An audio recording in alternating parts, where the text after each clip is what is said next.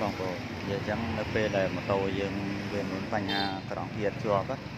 នេះនៅក្នុងចៅនេះមកគ្រាប់នេះកាលណាក្រងធាតុជាប់យើងអាចប្រើវិធីកែ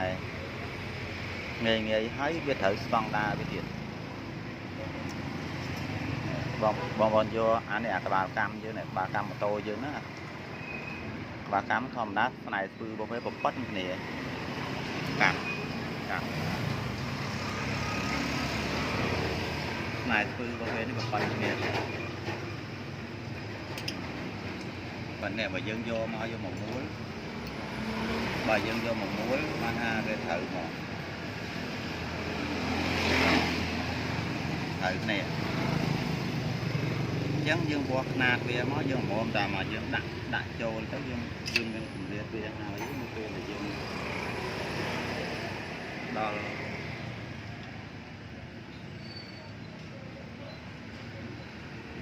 យើងយកល្មមតែមកយើងដាក់ចូលបានមកយើងសក់លុយវាតែមកយើងមួលវាមក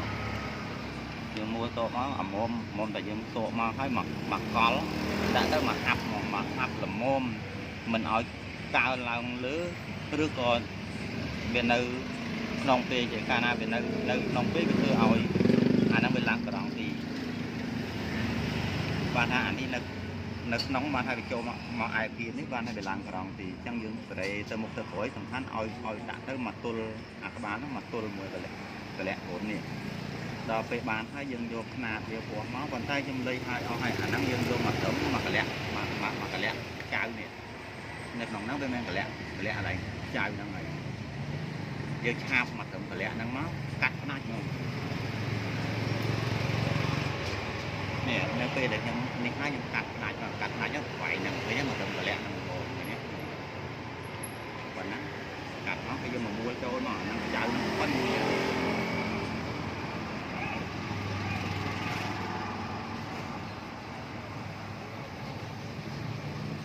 យើងយកហ្នឹងយកមកមួលមក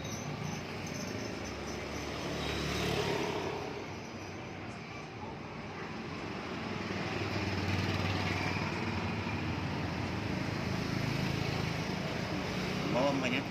មុំមកត្រឹមហ្នឹងហើយយើងមួលឲ្យចូលវិញមក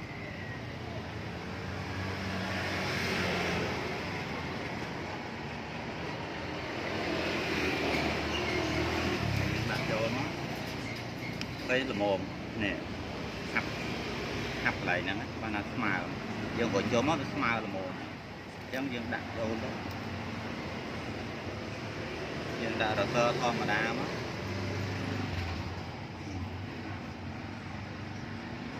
យើងបើពើតមកហើយអត់ចាំបាច់នេះទេវាទល់ល្មមហើយយើងបើកនៅវិលធម្មតានេះអត់ទេបាទនេះបើកតាមវិលធម្មតាឃើញទេវាវិលធម្មតាដល់ពេលយើងដាក់ចូលមកហើយហ្នឹងវាទៅណាទៅឃើញ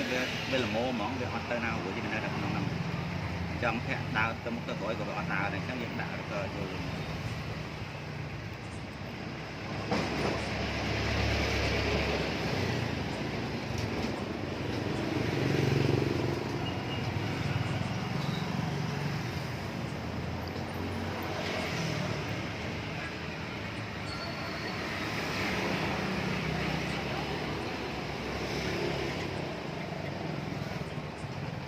ឆែកមក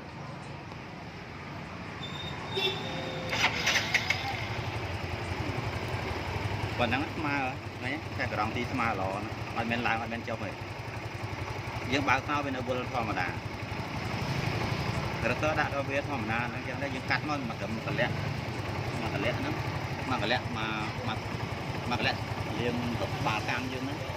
យើងមកដាក់មកត្រូវមាច់ហ្មងហើយស្ពឺវាក៏ប៉ុណ្្នឹងគ្នាស្ពឺវាយើងអាចមួលចូលបានធម្មតាស្រួល